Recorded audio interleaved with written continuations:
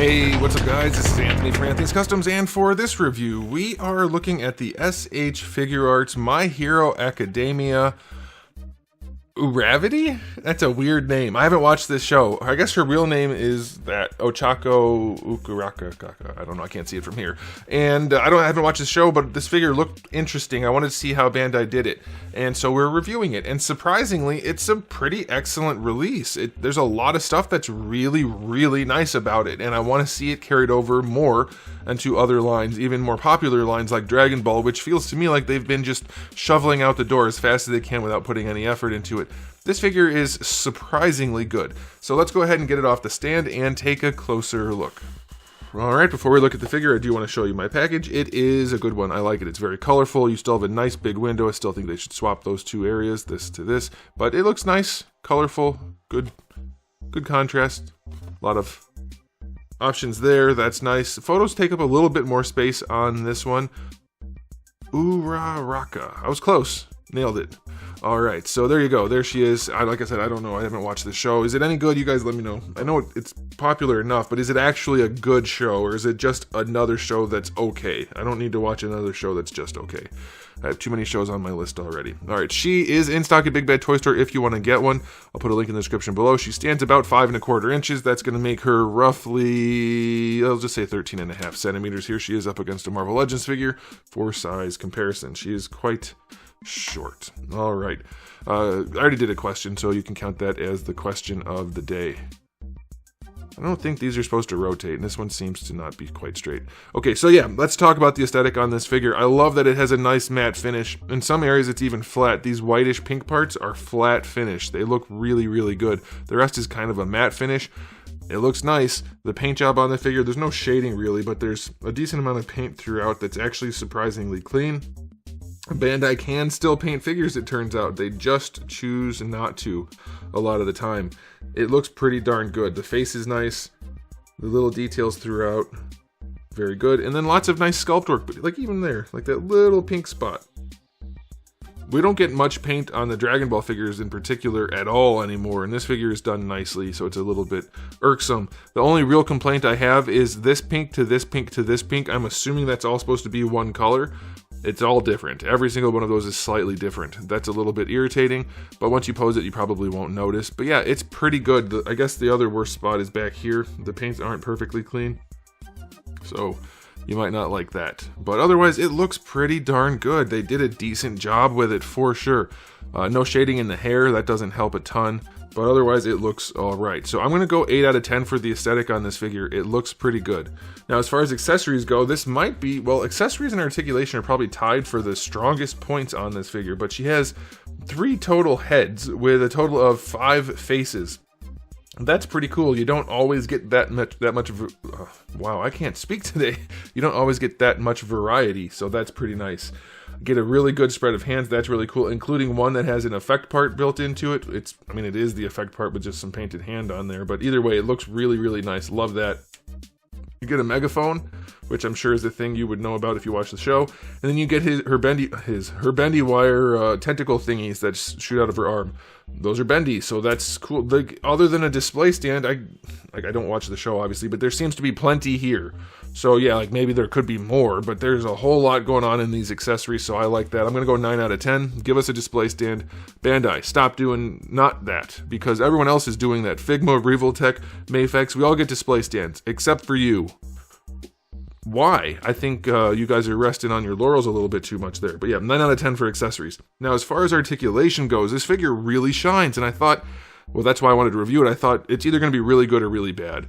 And it's not bad. I was leaning towards bad, but ball pegs throughout the neck let you just move the head around however you want. Like, yeah, the hair gets in the way, of course, but it moves around really well. She doesn't have the best angle to look up, but it does move around really nicely, so that's good. The shoulders, they're using that joint that they started using and I think abandoned pretty quickly, but on this figure it works really nicely. You can rotate the whole arm back if you want to, and it doesn't look terrible, and then rotating it forward, It's one of the better butterfly joints. She can bring her arm pretty far across the chest as long as you don't go where the boobages are, because obviously there's plastic there. So it's not the best looking in the back, but you get really, really good range out of that shoulder. And then even though they're using the caps, which I don't like, she can get better than horizontal by a little bit there. And it's all right. It works. It's a pretty darn good shoulder. It rotates here as well for the bicep swivel on top of that darker pink. Double jointed elbow gives you good range even with these giant buckets connected to her forearms, so that's good. And then wrists are on little ball hinges. That's good. Everything moves around pretty nicely so far on this figure. For the torso, it's not the best. She does lean back. She does lean forward. You could get more range out of that for sure, but it is just ball pegs, so it's very easy to pose just however you want to. No real issues there at all. For the hips, I wish they weren't as loose as they are. There's a little bit of an annoyance there with the drop down, which, I mean, drop downs are always problematic, but this one's a little bit looser than I'd like. But you do get drop downs, and she can kick pretty high, so that's good. Going out to the side, it's not the best, unfortunately. It's a little bit better than 45, but they work. They work. Get your thigh swivel in there. It's a little awkward because I think there's an extra joint in here. I'm just going to pull on it. Hang on one second.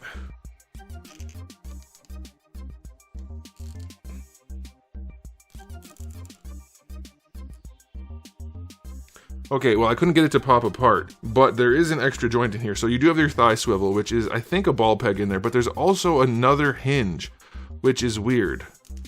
I'm not exactly sure. It doesn't offer that much, but it does let it have a little bit of extra range. That's that right there. So that's weird. That's a weird thing they did, but it's not a problem. Now the knees, they're hidden from the front, but you still get really good range on these Mega Man boots, so that's good.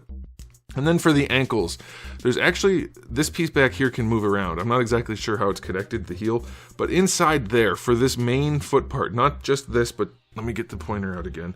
This whole section right here, there's a ball hinge connecting that. I can't get it to move, so I can't tell you what that does, other than I can get it to rotate, which will help for posing, of course, and maybe you can get it to free up one way or another. But then the toe itself is articulated, so you can bring that down if you want to for, like, I'm guessing like a jump or a flight pose if she can fly, I have no idea. And then you can bring it forward also, so that's helpful. I can't get this piece to do any more moving other than rotating. But it's still pretty cool. Like, for that weird stumpy foot, it works surprisingly well. It would work better if I could get it to move the rest of the way.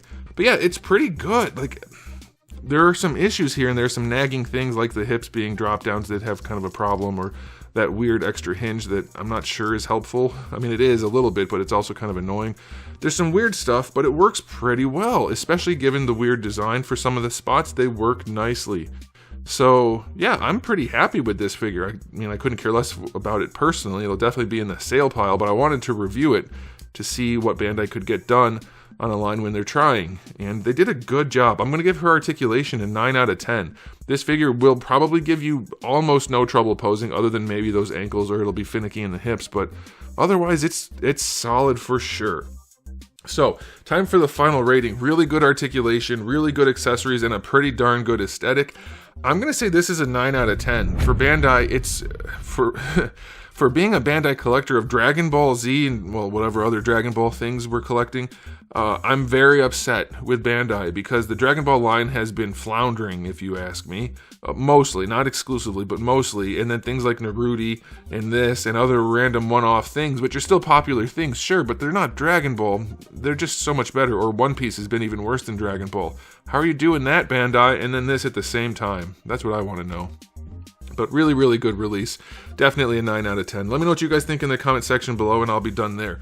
So, thanks for watching. If you enjoyed the video, please do give it a thumbs up. If you didn't, give it a thumbs down. And if you haven't subscribed, you should. I have new videos just about every single day, and thousands already on the channel. So make sure you come back for all of that. And in the meantime, keep collecting.